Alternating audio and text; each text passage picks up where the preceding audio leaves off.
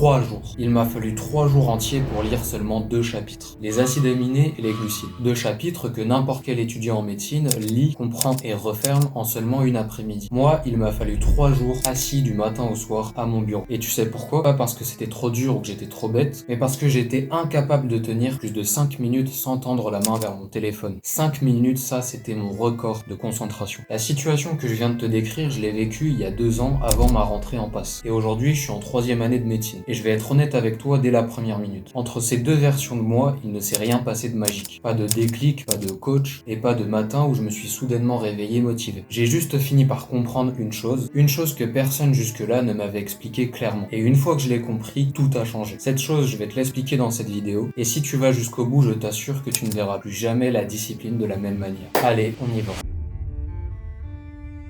Déjà, il faut que tu comprennes à quel point j'étais nul. Et je pèse mes mots, j'étais le roi de la procrastination. Le champion du monde, toute catégorie. Et cette histoire de pré-rentrée en août, laisse-moi te la raconter. C'était donc la pré-rentrée et j'avais récupéré les cours que ma fac avait mis à disposition. La chimie, la biochimie, la biocelle et l'anatomie. Et j'étais super motivé. Je me suis dit cet été, je prends de l'avance et quand j'arrive à la fac, j'ai déjà un coup d'avance sur tout le monde. Le rêve de tout étudiant finalement. Et donc on arrive au premier matin où je décide de travailler, je m'installe à mon bureau, j'ouvre le premier cours sur les acides aminés et je lis la première phrase et dès ce moment-là, mon cerveau décroche. Et puis j'essaie de continuer à lire, mais 3 lignes plus bas, je me rends compte que je suis déjà en train de penser à autre chose depuis 10 secondes. Alors je sais pas, je me mets des claques, j'essaie de me reconcentrer, je me dis concentre-toi au moins 5 minutes quoi. Et il y a cette petite voix dans ma tête qui arrive et qui me dit et si t'allais regarder un petit truc sur ton téléphone, juste vérifier que t'as pas de notification. Juste un petit truc de rien du tout, mais finalement tu t'en doutes bien, 20 minutes plus tard, j'étais déjà en train de regarder une vidéo qui n'avait rien à voir avec ce que je faisais. Et ça c'était pas un accident, c'était ma journée en boucle. 5 minutes de cours pour 20 minutes de téléphone. La faim, la soif, l'envie de marcher, absolument tout était un prétexte pour ne pas rester sur cette page de biochimie. Et tu veux savoir le pire, c'est même pas le temps que j'ai perdu, c'est ce qui se passait dans ma tête à côté, parce que pendant ce temps, je me détestais. À chaque fois que je reposais mon téléphone sur la table, je m'en voulais. Je me disais, mais qu'est-ce qui cloche chez toi? Pourquoi t'y arrives pas? Et le seul moyen d'apaiser cette culpabilité, c'était de reprendre mon téléphone pour penser à autre chose et m'évader de cette douleur. Je sais pas si tu vois la boucle, mais en gros, je procrastinais, je culpabilisais de procrastiner et du coup je reprocrastinais pour m'empêcher de culpabiliser de procrastiner. Et forcément à ce rythme ça m'a vraiment pris 3 jours juste pour lire ces 2 cours là. Et le soir du 3e jour quand j'ai fermé mon PC, j'ai eu cette pensée glaçante. Si j'ai mis 3 jours pour 2 cours, comment je vais survivre à une année de médecine? Parce qu'en médecine c'est pas 2 chapitres, c'est des milliers de pages. C'est un volume que ton cerveau ne peut même pas se représenter quand tu commences. Et c'est à ce moment là que j'ai compris qu'en fait j'avais aucune chance de m'en sortir dans l'état où j'étais.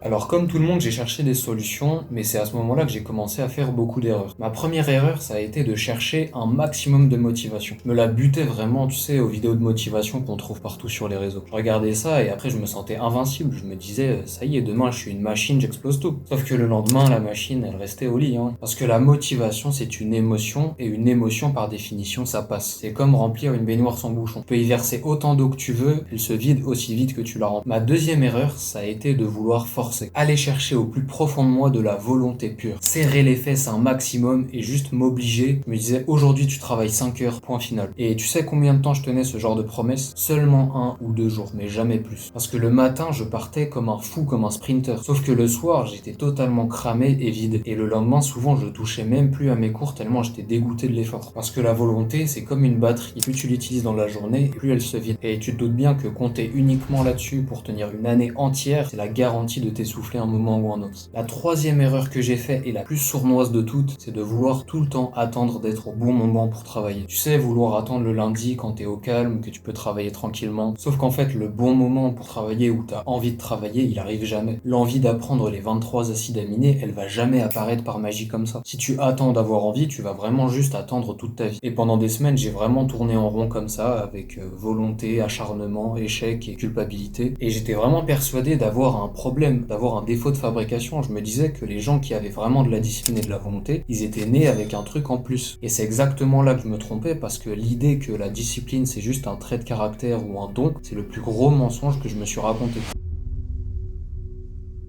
Voilà la vérité et écoute bien parce que c'est le cœur de cette vidéo. Les gens disciplinés, ils sont pas en train de se forcer plus que toi. Redis-toi ça dans ta tête, ils ne se forcent pas plus. Ce que tu prends pour de la volonté de faire vu de l'extérieur, c'est tout autre chose dans la réalité. La discipline, c'est pas mener une bataille contre toi tous les jours et gagner, mais c'est plutôt faire en sorte qu'il n'y ait pas de bataille à mener. En fait, j'ai arrêté de me voir comme quelqu'un qui manque de discipline. Et j'ai commencé à voir mon problème pour ce qu'il était vraiment, c'est-à-dire un problème de friction et d'identité. Et ni l'un ni l'autre n'a quoi que ce soit à voir avec ta force mentale. Laisse-moi t'expliquer, la friction, c'est tout ce qui se met entre toi et l'action. Je te parle de toutes les petites tentations qui rendent le démarrage difficile. Le plus souvent, ton cerveau ne déteste pas étudier, mais il déteste commencer à étudier. Le plus dur n'est pas de travailler 1 heure, mais de commencer à travailler les 5 premières minutes. La première chose que j'ai arrêté de me dire, c'est aujourd'hui, je dois réviser 5 heures. 5 heures, c'était énorme pour moi, donc forcément, ça me terrifiait. À la place, je me suis dit, tu ouvres ton cours, tu lis seulement une seule page correctement, et ensuite t'arrêtes. Une page, c'est ridicule, non? C'est tellement petit que ton cerveau n'a aucune raison de ne pas vouloir le faire. Sauf que voilà ce qui se passe, c'est qu'une fois que j'avais lu la première page, souvent j'enchaînais sur la suivante, puis la suivante, puis la suivante. Le plus dur était fait et j'étais sur ma lancée. En fait, t'as pas besoin de trouver de l'énergie et de la motivation pour toute la séance entière. T'as juste besoin de un peu de motivation au début pour te lancer. Tu dois rendre le démarrage tellement facile que le refuser, ce serait juste ridicule. En faisant ça, tu réduis la friction du bon côté, mais il faut aussi penser à augmenter la friction du mauvais côté. Et le mauvais côté, comme pour moi, comme pour toi, il tient dans ta poche, il s'allume en un seul bouton et il a un nom, c'est ton téléphone. Tant que mon téléphone était avec moi à côté sur mon bureau, j'avais aucune chance de résister. Parce que résister à la tentation pendant 3 heures d'affilée, toutes les 5 minutes, c'est épuisant et tu finis forcément par craquer. Alors au lieu de continuer à me battre contre mon envie, j'ai juste supprimé mon envie. Les réseaux sociaux, je les ai supprimés et mon téléphone, je l'ai mis dans une autre pièce. Parce que simplement tendre ta main pour la voir, devoir changer de pièce pour aller le voir, ça casse l'automatisme. Tu ne luttes plus contre ton envie, tu as juste rendu l'envie plus difficile à satisfaire. La logique, c'est que la bonne action, il faut la rendre facile et la mauvaise action, il faut la rendre difficile. Et encore une fois, je devenais pas plus fort, je rendais juste le bon choix plus facile à faire que le mauvais choix. Et ça, c'est pas de la volonté, mais juste de la stratégie. Et là, ça m'amène à la deuxième grande prise de conscience. Tu ne t'élèves pas à la hauteur de tes objectifs, mais tu tombes au niveau de tes systèmes. Tant que chaque jour, je me réveillais en me posant les questions, qu'est-ce que je révise, quand, en combien de temps, je perdais déjà une bataille avant même de l'avoir commencé. Parce que chacune de ces questions, c'est une décision. Parce que chaque décision en cours, c'est une porte ouverte sur la négociation, les excuses et la perte d'envie. Alors ce qu'on va faire, c'est comme avec les distractions, on va supprimer les décisions. J'avais construit un emploi du temps et je l'ai rendu non négociable. Avec les mêmes créneaux et tous les jours. Pas quand j'aurai envie ou quand j'aurai le temps, non, à tel endroit, à telle heure, je révise telle matière. Point. De cette manière, c'était plus une question, c'était devenu aussi automatique que de me brosser les dents. Pour te brosser les dents, tu te demandes pas chaque matin si t'as envie ou le temps de le faire. Tu le fais parce que c'est dans ton système. Et c'est là que la magie opère, parce que une fois que réviser c'est devenu une habitude, t'as plus besoin de motivation ni de discipline pour le faire. La motivation, t'en as besoin pour installer l'habitude, mais une fois qu'elle est installée, t'en as plus besoin pour continuer. Et là, attention, parce qu'il y a un piège dans lequel je suis tombé. On s'imagine que la discipline, c'est la grosse journée de 12 heures. Le snap du bureau à 2 heures du mat avec les 8 cafés. Ça, c'est faux et c'est même l'inverse. La définition de la discipline, c'est pas l'intensité, mais la régularité. C'est pas une journée de 12 heures que tu vas faire le lundi qui va te dégoûter pour toute la semaine. C'est une séance de 2, 3, 4 heures que tu vas faire tous les jours, que tu vas faire par habitude. Et surtout que tu ne sautes jamais. Et il y a une règle toute simple qu'on devrait toujours y associer pour la faire fonctionner, c'est la règle du jour non nul. Quoi qu'il arrive, quand t'es malade, fatigué, peu importe ce qui se passe quand t'as des gros imprévus, tu fais toujours quelque chose. Même si ça prend 10 minutes, juste relire un cours, juste faire une fiche, juste faire des questions, juste 10 minutes, ça suffit. Et ça pas pour le travail que t'auras accompli en 10 minutes, ça va pas changer grand chose à ta réussite, mais ça change tout pour une raison, c'est que ça empêche ta chaîne de se briser. Le streak continue et ta discipline perdure. Parce que le vrai danger, c'est pas le jour où tu ne fais rien, c'est le deuxième, puis le troisième, puis le quatrième. C'est une pente descendante parce que dès que tu as sauté un jour, les jours suivants deviennent de plus en plus faciles à sauter. Et ce qui se passe, c'est qu'au bout d'une semaine, t'as totalement décroché. Le jour non nul, c'est ce qui permet de garder la flamme allumée, même quand ça va pas, même si elle est toute petite. Parce que plus tu fais un truc, plus ton cerveau a envie de le faire, et ça marche dans les deux sens. Et maintenant, j'ai gardé le plus puissant pour la fin. Parce que tout ce que je viens de te dire, la friction, les systèmes, la régularité, tout ça, ça a vraiment marché pour moi. Mais il reste encore une dernière première piste un peu plus profonde qui permet de rendre le tout encore plus durable. Et c'est l'identité. Pendant des mois, je me suis répété, je veux devenir discipliné, je veux devenir fort, je veux réussir mes tirs, etc. Et tant que je formulais les choses de cette manière, je veux, je dois, etc.,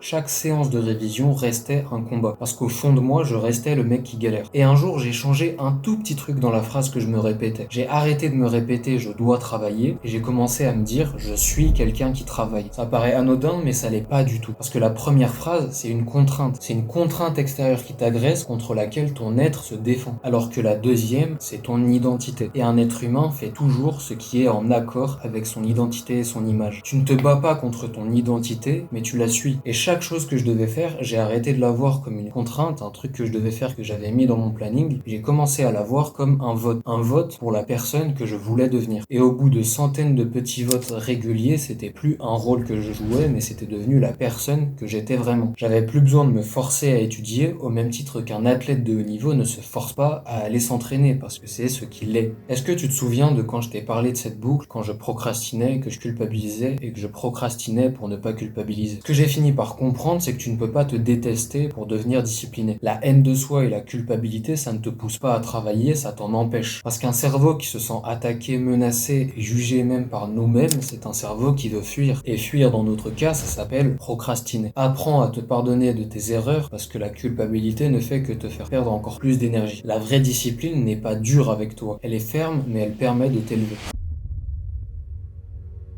Alors finalement, est-ce que ça a marché? Eh bien oui, j'ai réussi le concours, moi le mec qui passait 3 jours pour lire 2 chapitres. Et je veux être honnête avec toi parce que je déteste les histoires de transformation parfaite. Je suis pas devenu une machine sans faille. Il m'arrive encore d'avoir la flemme ou de procrastiner. Mais la différence, c'est que maintenant, j'ai un système qui est là pour me rattraper. Quand la motivation n'est plus là, ce n'est plus un problème parce que je n'ai plus à compter sur elle. Mais le plus important aujourd'hui, c'est que les 2 chapitres du début sur les glucides et les acides aminés, je peux les apprendre en une après-midi et ce, sans me battre contre moi-même, sans me faire la guerre intérieurement, et je pense que c'est ça le plus important. Si t'as regardé cette vidéo jusqu'à maintenant, c'est probablement que tu te reconnais en moi, le mec qui tient pas plus de 5 minutes devant ses cours. Celui qui déteste procrastiner et qui pense qu'il lui manque quelque chose. Il ne te manque rien. La discipline n'est pas un don, c'est une compétence qui s'apprend et qui se renforce. La discipline se construit jour après jour, brique après brique, et je suis sûr que si moi j'ai réussi à le faire, alors tu en es aussi capable. Cette vidéo, c'était vraiment le changement de regard sur le mindset vis-à-vis de la discipline. Maintenant, l'autre moitié, c'est la méthode. Concrètement, comment apprendre. Tout ça, c'est précisément ce que je vais t'apprendre sur cette chaîne, vidéo après vidéo. Alors si tu veux vraiment réussir, je t'invite à t'abonner. Et nous, on se retrouve à la prochaine vidéo.